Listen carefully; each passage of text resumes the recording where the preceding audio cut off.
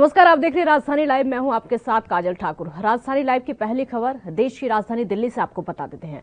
High court ने फटकार लगाई है कि दिल्ली में अनलॉक किया गया है, लेकिन कोरोना के प्रोटोकॉल का पालन नहीं किया गया है। बाजारों में सोशल डिस्टेंसिंग लोग बना नहीं रहे हैं और लोग इसी तरीके से लापरवाही बरतेंगे तो कोरोना की तीसरी लहर समय से पहले आ सकती है। पूछा गया कि बाजारों में जिन अधिकारियों को होना चाहिए था वो कहां है और अधिकारियों को बाजारों में सख्ती बरतने के लिए कहा जाए। हाईटाइट के कोर्ट के आदेश के बाद अब बाजारों में सख्ती बरती जाना शुरू हो गई है और इसी के मद्देनजर दिल्ली पुलिस, थाना सदर बाजार पुलिस और सदर बाजार मार्केट के लोगों ने सदर बाजार मार्केट में राउंड लगाया है। लोगों को जागरूक करने और जागरूक रहने के लिए लगातार कहा जा रहा है। साथ ही जो दुकानदार या फिर ग्राहक मास्क नहीं लगा रहे हैं उनसे सामान ना लें, ऐसा भी कहा जा रहा है। दुकानदारों से कहा जा रहा है कि उनको बिल्कुल भी सामान ना दें। मार्केट के लोगों ने थाना सदर बाजार एसएचओ के साथ मिलकर मार्केट के व्यापारियों और मार्केट में आने वाले लोगों को जागरूक करने के लिए और कोरोना की तीसरी लहर से बचने के लिए अपील की है।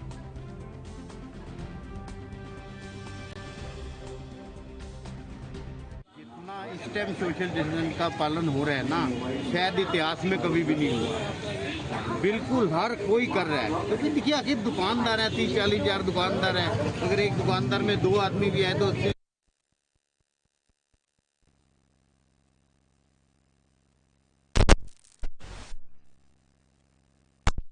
जिस दिन से मार्केट खुली है हमारा यही रवैया रोज चल रहा है। थाना प्रमुख एसएचओ हमारे साथ होते हैं, पूरा बीट स्टाफ होता है, हमारे फेडरेशन के पदाधिकारी यादव जी, पम्मा जी, सब हम लोग मिलके पूरा ऐसे ही राउंड रोज लगाते हैं। ये आप लोगों ने आज ये बात कही, पर हमारा तो जिस दिन से मार्केट खुली है उसी दिन से ये रवैया चल रहा है। अच्छा, जो लोग दुकानदार जब मास्क नहीं लगा रहे हैं या फिर जब ग्राहक मास्क नहीं लगा रहे हैं, क्या उन लोगों से सामान लिया जा रहा है या दिया जा रहा है? नहीं, वैसे तो एक बात बताऊं, ये मैं बताया ना कि ये जो इतिहास है 95% 8% लोगों ने लगा रखा है। आप अभी भी चेक कीजिए, हर दुकान में मास्क का बंडल पड़ा है, सैनिटाइज पड़ा है, हर कुछ पड़ा है। तो जो भी ग्राहक अगर किसी के पास नहीं है 1% उसे हम प्रोवाइड कराते हैं। तभी जो हमारा अभियान है लगातार फेडरेशन का चलता जा रहा है। जो फेडरेशन के अध्यक्ष राकेश यादव, सतपाल सिंह मंगा, पवन खंडेलवाल, पवन कुमार और भी राजसप्रा जी, मोहम्मद आरिफ अंसारी जी, सारे व्यापारी मिलजुल कर इस मुहिम को चला रहे हैं। और हमारी 24 जो सदस्यों की कमेटी भी बनी है जो लगातार व्यापारियों को जागरूक करती रहती है। किसी प्रकार का भी कहीं पर सोशल डिस्टेंस का अनदेखी हो रही है वहाँ पर पूरी सख्ती से कार्रवाई की जाती है, क्योंकि हमारा मकसद है कि व्यापारी जो माल खरीदते हैं वो भी सेफ रहे और हमारे व्यापारी जो दुकानदार है वो भी सेफ रहे। और आज जो मुहिम चलाई गई है, हमने दिल्ली पुलिस के साथ ये मुहिम चलाई है कि जगह जगह हम राउंड दिखा रहे हैं और दिल्ली पुलिस को दिखा रहे हैं कि देखिए हमारा व्यापारी कितना जागरूक है और कितने ध्यान से काम कर रहा है, सोशल डिस्टेंस का पूरा ख्याल कर रहा है और उसके साथ साथ पूरी सैनिटाइजर और मास्क लगाकर जो है बैठा हुआ है दुकानों पर। हमने यहाँ तक भी है जो व्यापारी ने मास्क ना लगाया हो या जो व्यापारी खरीदारी कर रहे हैं मास्क उसने ना लगाया हो तो आपस में डीलिंग ना करें।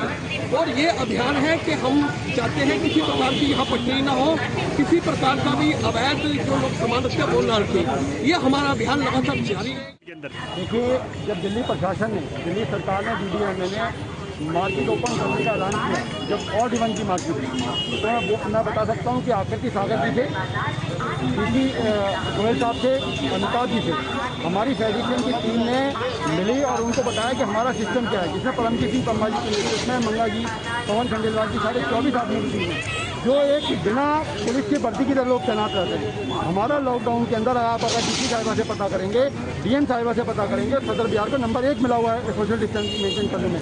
ये मार्केट कॉम्पैक्ट है, डेंसिटी ज़्यादा है, लेकिन अभी हमारे ग्राहक नहीं आ रहे हैं। इसके लिए हमने अपने दुकानदारों को पूरी तरह कहा हुआ है कि सुबह मॉर्निंग जब दुकान खुले तो आपकी सैनिटाइज होनी चाहिए, आपकी दुकान पर एक सैनिटाइज की बोतल अच्छी होनी चाहिए, मास्क अच्छे होने चाहिए जो आप अपने ग्राहकों को प्रोवाइड करवाएं। और दूसरा फेडरेशन सदर बिहार ने अपने ग्राहकों को, एक दुकानदारों को एक हिदायत दी है कि वैक्सीनेशन जो प्रोग्राम है वो सक्सेस हो।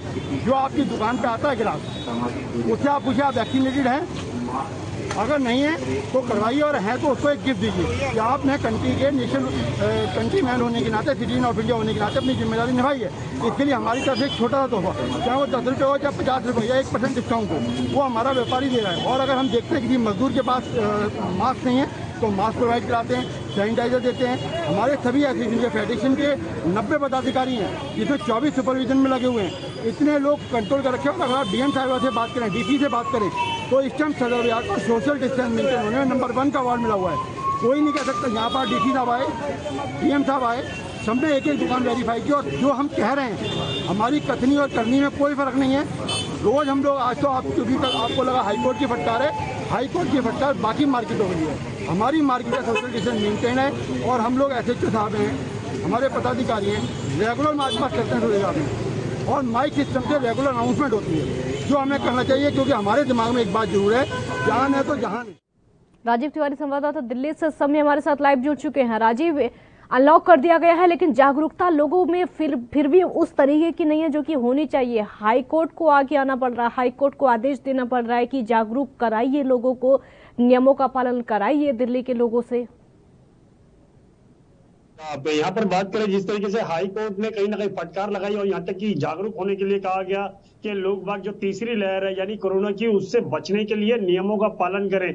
मगर लगातार जो बाजारों के अंदर देखने को मिल रहा था कि लोग बाग जो है वो सोशल डिस्टेंसिंग का पालन नहीं कर रहे हैं और जो कोविड गाइडलाइन की जो प्रक्रिया है उसको नहीं फॉलो कर रहे हैं, और बाजारों के अंदर निरंतर बाजारों में भीड़ देखने को मिल रही है। तो कहीं ना कहीं स्थिति बिल्कुल बिगड़ती नजर आ रही थी और कहीं ना कहीं समय से पहले ही तीसरी लहर आने का अंदेशा भी बताया जा रहा था। मगर कहीं ना कहीं जो अधिकारी बाजारों के अंदर होने चाहिए थे, जिनको दिल्ली सरकार ने चुना गया था, चाहे वह एसडीएम की टीम हो, दिल्ली पुलिस की टीम हो या फिर सिविल डिफेंस के जवान हो, लगातार वो भी कहीं ना कहीं गायब होते नजर आ रहे थे। मगर जिस तरीके से हाई कोर्ट ने संज्ञान लिया और उसके बाद में अब लोग बाग जागरूक होते नजर आ रहे हैं। और ये खुद थाना सदर बाजार जो है वो मार्केट के अंदर उतरा था और कहीं ना कहीं व्यापारियों के साथ मिलकर लोगों को जागरूक करने की कोशिश की गई। और यहाँ तक कि ये भी कहा गया, जो लोग या जो दुकानदार मास्क नहीं लगा रहे हैं या जो व्यापारी मास्क नहीं लगा रहा है, तो उनसे ना तो सामान लिया जाए ना ही दिया जाए, और जिनके पास मास्क नहीं है उनको मास्क अवेलेबल कराया जाए। मगर जिस तरीके से प्रक्रिया अब की जा रही है, अगर ये हाई कोर्ट की फटकार से पहले भी किया जाता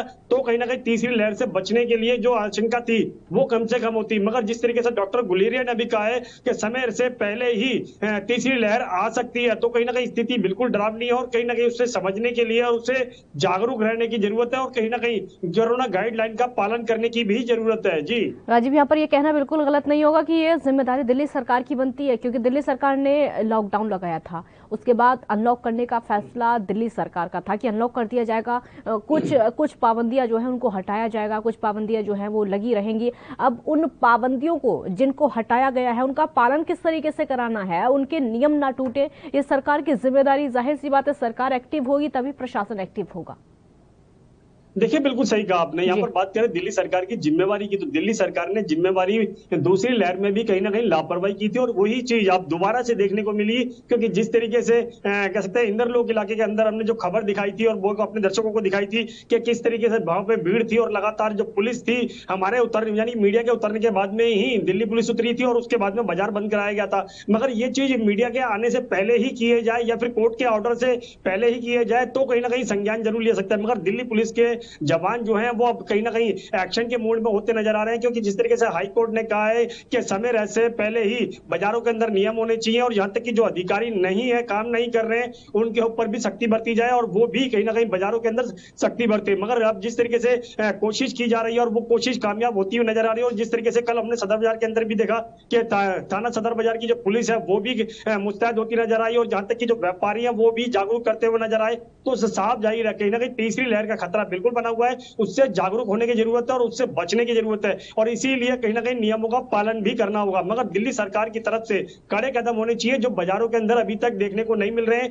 और जब हाई कोर्ट की फटकार के बाद में ही अगर एक्शन लिया जा रहा है तो हाई कोर्ट की फटकार से पहले भी एक्शन लिया जा सकता था ताकि तीसरी लहर से बचा जा सके। जी जाहिर सी बात है, बाजार खोलने का जब आदेश दिया गया तो उससे पहले इंतजाम कर लेने चाहिए थे, क्योंकि जैसी तस्वीरें निकलकर सामने आ रही वो तस्वीरें हम भी देख रहे हैं। दिल्ली के जितने भी मार्केट है उनकी तस्वीरें लगातार निकलकर सामने आ रही। भीड़ उतनी ही है जितनी लॉकडाउन से पहले हुआ करती थी, भीड़ आज भी उतनी है जितनी कोरोना काल से पहले हुआ करती थी। मतलब बिल्कुल भी वहां पर ना तो नियमों का पालन लोग कर रहे हैं और प्रशासन भी उतना मुस्तैद नहीं है जितना होना चाहिए।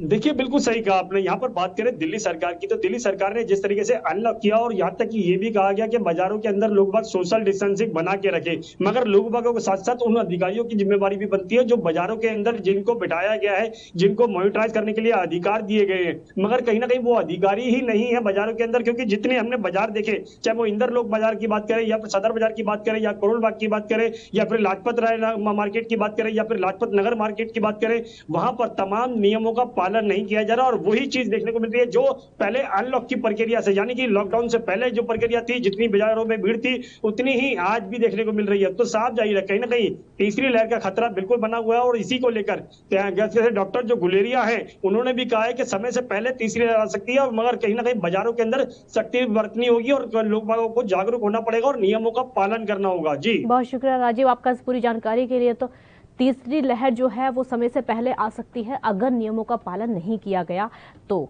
राजधानी लाइव की दूसरी खबर आपको बता देते हैं जो कि मुंबई से है। हथियारों के जखीरे की मुंबई में किसको डिलीवरी की जाती थी? मध्य प्रदेश में हथियार की फैक्ट्री है लेकिन मुंबई में डिलीवरी आखिर किसको की जाती थी? ये सभी सवाल तब उठे जब मुंबई क्राइम ब्रांच ने मुंबई से एक शख्स को हथियारों के जखीरे के साथ में गिरफ्तार किया। आरोपी के पास से 10 कंट्री मेड अवैध पिस्टल बरामद की गई है। क्राइम ब्रांच ने 10 पिस्टल के साथ साथ 12 मैगजीन भी बरामद की हैं। क्राइम ब्रांच जांच कर रही है कि आखिर ये मुंबई में किसे वेपन सप्लाई करने आया था। आपको ये बता दें कि केएफ मेड के 6 राउंड भी बरामद किए गए हैं। मुंबई क्राइम ब्रांच के डीसीपी डिटेक्शन अकबर पठान के मुताबिक आरोपी का नाम लखन सिंह चौहान है, उम्र 21 साल है। आरोपी मध्य प्रदेश के बरुवानी जिले का रहने वाला है। आरोपी की मध्य प्रदेश में अवैध हथियार बनाने की फैक्ट्री तैयार है। और आपको ये भी बता दें कि इसका जो आरोपी का पूरा परिवार है वो इसी बिजनेस में है, इसी काम को करता है।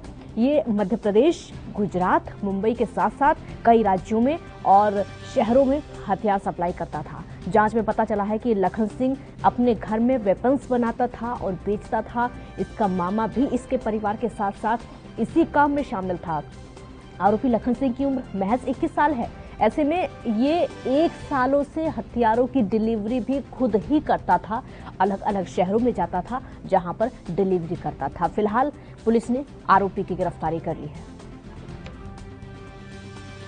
मुंबई में अक्टूबर 2020 में क्राइम ब्रांच यूनिट 7 यहाँ पे एक कार्रवाई की गई थी जिसके तहत 2 इलीगल फायर आर्म्स और साथ में 3 लोगों को भी अरेस्ट किया गया था। इस क्राइम के इन्वेस्टिगेशन में जब बैकवर्ड लिंक पे हम काम कर रहे थे तब ये पता चला कि इनको वेपन सप्लाई करने वाला जो खुद वेपन भी बनाता है, इस तरह से एक व्यक्ति का नाम सामने आया था। 8 महीनों से हम उस व्यक्ति के बारे में छानबीन कर रहे थे। ये पता चला कि वो एमपी का रहने वाला है और साथ में एमपी, गुजरात, महाराष्ट्र और अन्य जगह पे वो घूम रहा है और पुलिस के हाथ नहीं आ रहा। इस तरीके से जब इंफॉर्मेशन पे काम हम कर रहे थे तब पता चला कि मुंबई में यह व्यक्ति इस तरह के इलीगल फायर आर्म्स बेचने के लिए आ रहा है। इस इंफॉर्मेशन के चलते यूनिट 7 क्राइम ब्रांच मुंबई के पीआई श्रीधरकर और साथ में उनकी टीम, इन्होंने नवगर पुलिस स्टेशन के एरिया में एक रेड का आयोजन किया था जिसमें संशयित व्यक्ति हिरासत में लिया। इसके साथ में जो हथियार थे उनको भी हिरासत में लेके नवगर पुलिस स्टेशन में इस तरह का अपराध दर्ज किया है। शुरू की जांच में पता चला है कि यह व्यक्ति का नाम लखन सिंह चौहान है और यह मध्य प्रदेश में उमरती जिला बरवानी यहाँ का रहने वाला है और यह खुद इस तरह से वेपन भी बनाता है और अपने घर में इस तरह का काम वो करता है। इस तरह की इन्फॉर्मेशन है। साथ में जो इलीगल वेपन सीज किए हैं उसमें 10 कंट्रीमेड पिस्टल है, उनके साथ में 10 मैगजीन और एक्स्ट्रा 2 मैगजीन और साथ में केएफ मेड के 6 लाइव राउंड्स भी इसमें हमें बरामद हुए हैं। इसके इन्फॉर्मेशन के बाद में अपराध के चलते हम आगे की सत्यप्रकाश सोनी संवाददाता मुंबई से इस समय हमारे साथ लाइव जुड़ चुके हैं। सत्यप्रकाश, आरोपी को गिरफ्तार कर लिया गया है जो कि हथियारों की सप्लाई करता था। क्या क्या अब तक जांच में सामने आया है?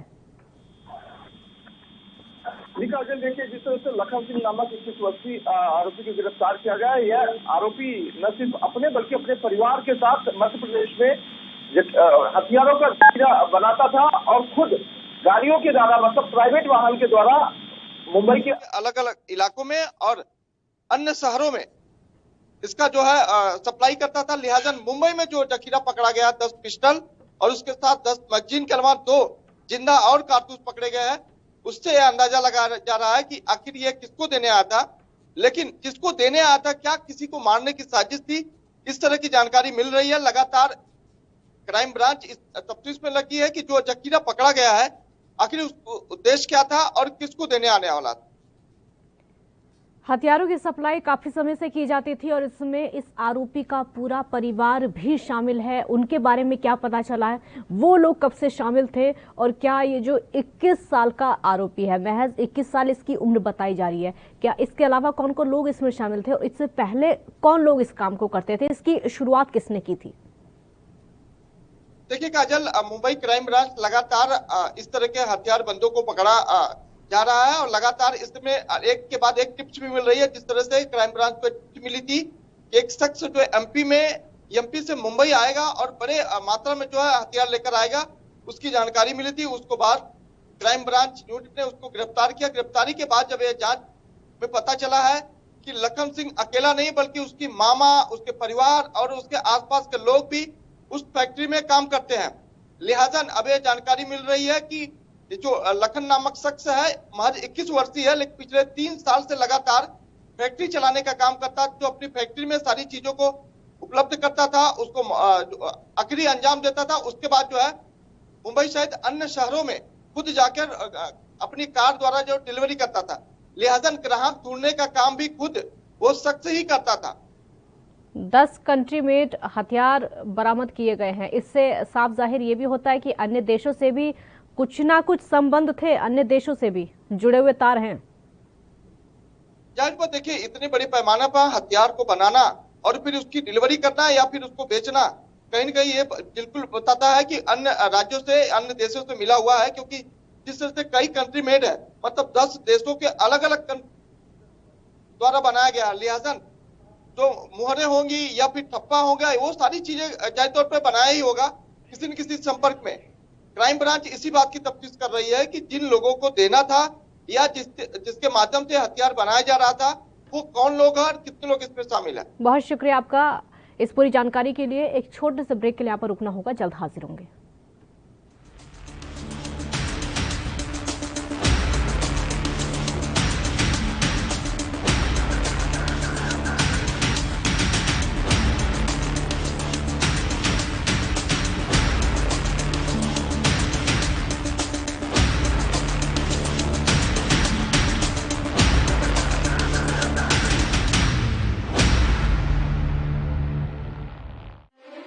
ਪੰਜਾਬ ਦੇ ਇਤਿਹਾਸ ਵਿੱਚ ਇੱਕ ਸੁਨਹਿਰਾ ਪੰਨਾ। ਸਮੁੱਚੇ ਭਾਰਤ ਵਿੱਚ ਪੰਜਾਬ ਬਣਿਆ ਸਿੱਖਿਆ ਦੇ ਖੇਤਰ ਵਿੱਚ ਨੰਬਰ 1। ਭਾਰਤ ਸਰਕਾਰ ਨੇ ਐਲਾਨ ਕੀਤਾ ਕਿ ਅਨੁਸੂਚਿਤ ਜਾਤੀਆਂ, ਲੜਕੀਆਂ ਅਤੇ ਵਿਕਲਾਂਗ ਬੱਚਿਆਂ ਨੂੰ ਸਿੱਖਿਆ ਪ੍ਰਦਾਨ ਕਰਨ ਲਈ ਪੰਜਾਬ ਹੀ ਹੈ ਸਰਵ ਉੱਤਮ ਸੂਬਾ। ਨਾਲ ਹੀ ਇਹ ਵੀ ਘੋਸ਼ਣਾ ਕੀਤੀ ਕਿ ਸਿੱਖਿਆ ਦੇ ਬੁਨਿਆਦੀ ਢਾਂਚੇ ਦਾ ਭਾਰਤ ਭਰ ਵਿੱਚ ਹੈ ਪਹਿਲਾ ਸਥਾਨ। ਲੈਬੋਰੇਟਰੀਆਂ, ਕੰਪਿਊਟਰ ਲੈਬ, ਸਾਫ਼ ਪੀਣ ਦਾ ਪਾਣੀ, ਟਾਇਲਟ, ਕਲਾਸਰੂਮਾਂ ਦੀ ਗਿਣਤੀ, ਸਕੂਲ ਦਾ ਗਵਾਂਢ ਵਿੱਚ ਹੋਣਾ, ਇਹਨਾਂ ਸਭ ਮਾਪਦੰਡਾਂ ਵਿੱਚ ਪੰਜਾਬ ਨੇ ਸਮੁੱਚੇ ਸੂਬਿਆਂ ਨੂੰ ਪਿੱਛੇ ਛੱਡਿਆ। ਜੋ ਪੰਜਾਬ ਦਾ ਨਾਮ ਵਧ ਰਿਹਾ ਉਹ ਤੁਸੀਂ ਬਣਾਇਆ, ਤੁਸੀਂ ਸਾਰੇ ਟੀਚਰਾਂ ਨੇ। ਮੈਂ ਤੁਹਾਡੇ ਸਾਰਿਆਂ ਨੂੰ ਦਿਲੋਂ ਬਹੁਤ ਧੰਨਵਾਦੀ ਹਾਂ ਤੁਹਾਡਾ। ਪ੍ਰਿੰਸੀਪਲ, ਹੈਡਮਾਸਟਰ ਤੇ ਟੀਚਰਾਂ ਦੀ ਉਪਲਬਧਤਾ, ਵਿਦਿਆਰਥੀਆਂ ਅਤੇ ਟੀਚਰਾਂ ਦੀ ਹਾਜ਼ਰੀ, ਸਕੂਲ ਵਿੱਚ ਦੁਪਹਿਰ ਦਾ ਭੋਜਨ, ਪਾਰਦਰਸ਼ਤਾ ਨਾਲ ਟੀਚਰਾਂ ਦੀ ਭਰਤੀ ਨਾਲ ਪੰਜਾਬ ਦਾ ਸੂਬਾ ਬਣਿਆ ਦੇਸ਼ ਦਾ ਮੋਹਰੀ।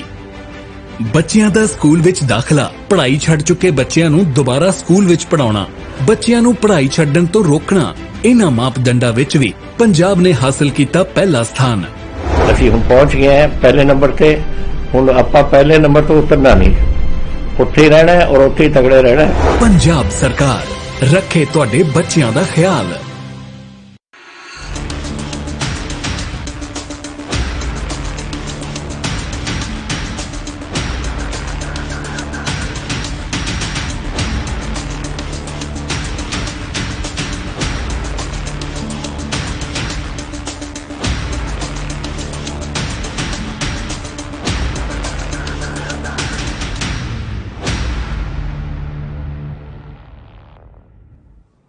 ब्रेक के बाद एक बार फिर स्वागत है आपका। कोरोना के मद्देनजर मध्य प्रदेश की जेलों में आजीवन कारावास की सजा काट रहे दुष्कर्मियों को भी पैरोल पर रिहा करने की तैयारी चल रही है। जेल मुख्यालय ने इस बाबत 5 जून को सभी जेल अधीक्षकों को पत्र लिखा है, जिसमें दुष्कर्म के मामलों में सजा काट रहे 400 बंदियों को पैरोल पर रिहा करने का जिक्र है। इनमें 100 बंदी ऐसे हैं जो नाबालिग बच्चियों से ज्यादती के मामले में कैद हैं। ज्यादातर मुताबिक आपको ये भी बता दें कि पीड़ितों के परिजनों का कहना है कि पैरोल अवधि की गणना सजा में नहीं होनी चाहिए। पैरोल पर छोड़ने से पहले जेल प्रबंधन को पीड़ित परिवार का भी पक्ष जानना चाहिए। इस मामले में डीआईजी जेल मुख्यालय संजय पांडे का कहना है कि सुप्रीम कोर्ट के निर्देश पर ही बंदियों को पहले 60 दिन और बाद में 30 दिन की पैरोल स्वीकृत की गई है। दुष्कर्म के मामले में आजीवन कारावास की सजा काट रहे बंदियों की भी पैरोल पर रोक नहीं है, उन्हें पहले भी पैरोल दी जा रही है। हर मामले में मेरिट के आधार पर पैरोल तय होती है। हालांकि राज्य सरकार का ये कदम सुप्रीम कोर्ट के 2015 के उस फैसले के खिलाफ है, जिसमें अदालत ने स्पष्ट शब्दों में कहा था कि ऐसे बंदी जिन्होंने दुष्कर्म का अपराध किया है और जिनको राष्ट्रीय जांच एजेंसी के मामले में सजा मिली है, उनको रिहा नहीं किया जा सकता। ऐसे में सरकार के फैसले से पीड़ित परिवार नाराज है और बताया तो ये भी जा रहा है कि पीड़ितों के परिजन बंदियों को पैरोल मिलने के फैसले से खुश नहीं है। उनका कहना है कि जब कोरोना की दूसरी लहर पर काबू पा लिया गया है तो पैरोल देने की आखिरकार जरूरत है क्या। पीड़ितों का कहना यह भी है कि ऐसे दोषियों को पैरोल पर छोड़ना हमें जीते जी मारने जैसा है। इन दरिंदों को बड़ी मुश्किल से गिरफ्तार किया गया था, अब उन्हें पैरोल पर छोड़ना गलत है। जेल सूत्रों के मुताबिक नियम के अनुसार उन सभी बंदियों को पैरोल मिल सकती है जो कि 2 साल की सजा काट चुके हैं। और वहीं कोरोना काल में राज्य सरकार ने बंदियों की पैरोल अवधि को भी बढ़ा दिया है।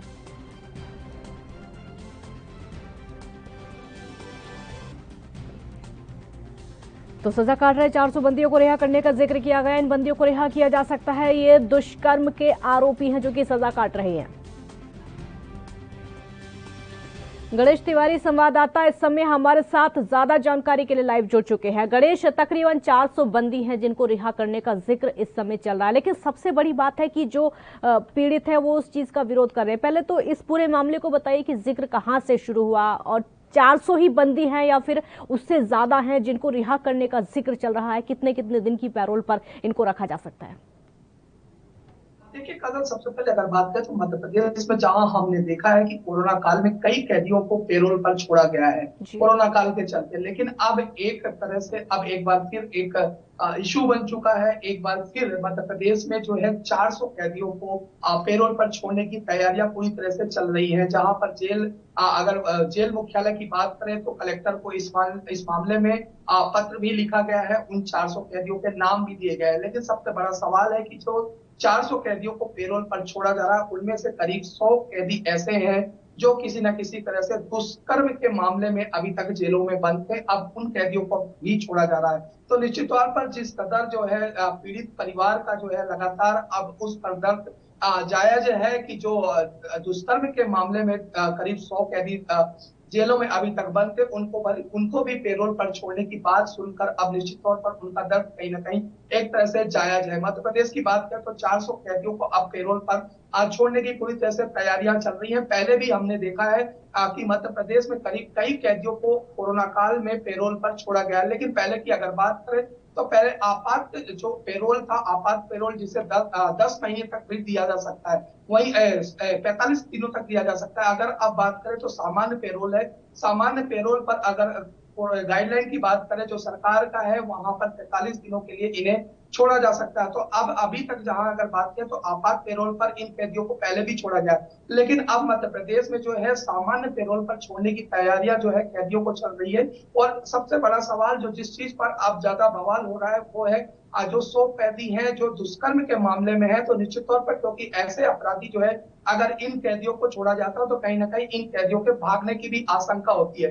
साथ ही अगर बात करें काजल तो सबसे बड़ा बात यह कि राज्य सुरक्षा एजेंसियां होती उनके तहत इन कैदियों को अगर दुष्कर्म के मामले में सजा मिलती है तो उन पर राज्यपाल को ही इस पर जो है पेरोल पर छोड़ने की पूरी तरह से अनुमति होती है। राज्यपाल भी इस पर निर्णय लेते हैं। लेकिन अब मध्य प्रदेश सरकार का जो है सुप्रीम कोर्ट के आदेश की बात करें जो 2015 में उसके पूरी तरह से खिलाफ है, जिसके तहत अब मध्य प्रदेश सरकार जो है इन कैदियों को भी जो सामान्य कैदी होते हैं उनकी तरह ही उनके साथ में सम्मिलित करके अब इन्हें भी पेरोल पर छोड़ने की तैयारियां चल रही है, जिसमें 45 दिन से 60 दिन का पेरोल देने की पूरी तरह से तैयारियां चल रही है। हालांकि जेल मुख्यालय का कहना है कि इन कैदियों का जो आचरण है वो अच्छा है और जो पेरोल दिया जाता है, जिनका अच्छा आचरण होता है और जेल में अच्छा रवैया होता है, उन्हीं को ही पेरोल दिया जाता है। लेकिन कहीं ना कहीं इस तरह के अपराधियों को दुष्कर्म के मामले में जो कैदी लगातार जो है जेलों में बंद है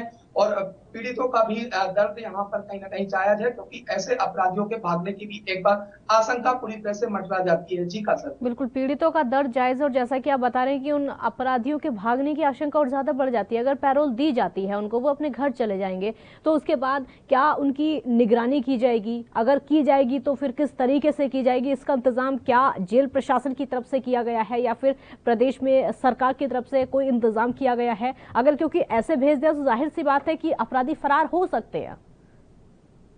निश्चित तौर पर देखिए काजल, ऐसी बहुत सारी खबरें आई जहां पर पेरोल पर छोड़ने के बाद जो है अपराधी जो है भाग जाते हैं और ऐसा ही एक बार फिर अंदेशा लगाया जा रहा है। हालांकि जेल मुख्यालय की तरफ से बात कर, सरकार की तरफ से बात करें तो लगातार सरकार का कहना है कि उन कैदियों को जिनको पेरोल पर छोड़ा जाएगा उनकी सख्त लगातार जो है निगरानी की जाएगी, उनके परिजनों पर निगरानी की जाएगी और लगातार जो है पुलिस फोर्सिंग वहां पर उनके आसपास के एरियो पर पूरी तरह से सूत्रों के हिसाब से उन पर नजर रखेगी। बिल्कुल, बहुत शुक्रिया आपका इस पूरी जानकारी के लिए। तो सजा काट रहे तकरीबन 400 बंदियों को रिहाई की पैरोल पर इस समय बातचीत चल रही है। बहुत शुक्रिया आपका। राजधानी लाइव में फिलहाल इतना ही। आप देखते रहिए ANB न्यूज। नमस्कार।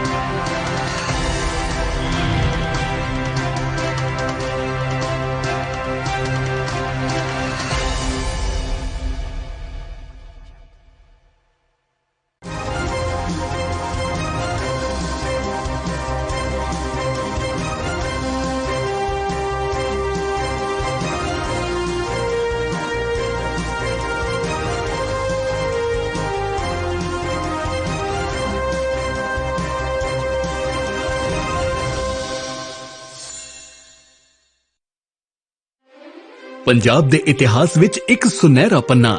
ਸਮੁੱਚੇ ਭਾਰਤ ਵਿੱਚ ਪੰਜਾਬ ਬਣਿਆ ਸਿੱਖਿਆ ਦੇ ਖੇਤਰ ਵਿੱਚ ਨੰਬਰ 1।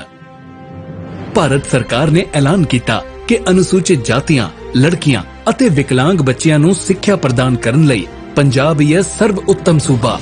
ਨਾਲ ਹੀ ਇਹ ਵੀ ਘੋਸ਼ਣਾ ਕੀਤੀ ਕਿ ਸਿੱਖਿਆ ਦੇ ਬੁਨਿਆਦੀ ਢਾਂਚੇ ਦਾ ਭਾਰਤ ਭਰ ਵਿੱਚ ਹੈ ਪਹਿਲਾ ਸਥਾਨ। ਲੈਬੋਰੇਟਰੀਆਂ, ਕੰਪਿਊਟਰ ਲੈਬ, ਸਾਫ਼ ਪੀਣ ਦਾ ਪਾਣੀ, ਟਾਇਲਟ, ਕਲਾਸਰੂਮਾਂ ਦੀ ਗਿਣਤੀ, ਸਕੂਲ ਦਾ ਗਵਾਂਢ ਵਿੱਚ ਹੋਣਾ, ਇਹਨਾਂ ਸਭ ਮਾਪਦੰਡਾਂ ਵਿੱਚ ਪੰਜਾਬ ਨੇ ਸਮੁੱਚੇ ਸੂਬਿਆਂ ਨੂੰ ਪਿੱਛੇ ਛੱਡਿਆ। ਜੋ ਪੰਜਾਬ ਦਾ ਨਾਮ ਵਧ ਰਿਹਾ ਉਹ ਤੁਸੀਂ ਬਣਾਇਆ, ਤੁਸੀਂ ਸਾਰੇ ਟੀਚਰਾਂ ਨੇ। ਮੈਂ ਤੁਹਾਡੇ ਸਾਰਿਆਂ ਨੂੰ ਦਿਲੋਂ ਬਹੁਤ ਧੰਨਵਾਦੀ ਹਾਂ ਤੁਹਾਡਾ। ਪ੍ਰਿੰਸੀਪਲ, ਹੈਡਮਾਸਟਰ ਤੇ ਟੀਚਰਾਂ ਦੀ ਉਪਲਬਧਤਾ, ਵਿਦਿਆਰਥੀਆਂ ਅਤੇ ਟੀਚਰਾਂ ਦੀ ਹਾਜ਼ਰੀ, ਸਕੂਲ ਵਿੱਚ ਦੁਪਹਿਰ ਦਾ ਭੋਜਨ, ਪਾਰਦਰਸ਼ਤਾ ਨਾਲ ਟੀਚਰਾਂ ਦੀ ਭਰਤੀ ਨਾਲ ਪੰਜਾਬ ਦਾ ਸੂਬਾ ਬਣਿਆ ਦੇਸ਼ ਦਾ ਮੋਹਰੀ।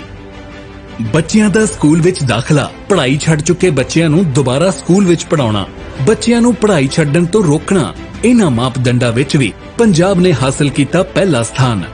ਅਸੀਂ ਹੁਣ ਪਹੁੰਚ ਗਏ ਹਾਂ ਪਹਿਲੇ ਨੰਬਰ ਤੇ। ਹੁਣ ਆਪਾਂ ਪਹਿਲੇ ਨੰਬਰ ਤੋਂ ਉਤਰਨਾ ਨਹੀਂ, ਉੱਥੇ ਹੀ ਰਹਿਣਾ ਹੈ ਔਰ ਉੱਥੇ ਹੀ ਤਗੜੇ ਰਹਿਣਾ ਹੈ। ਪੰਜਾਬ ਸਰਕਾਰ ਰੱਖੇ ਤੁਹਾਡੇ ਬੱਚਿਆਂ ਦਾ ਖਿਆਲ।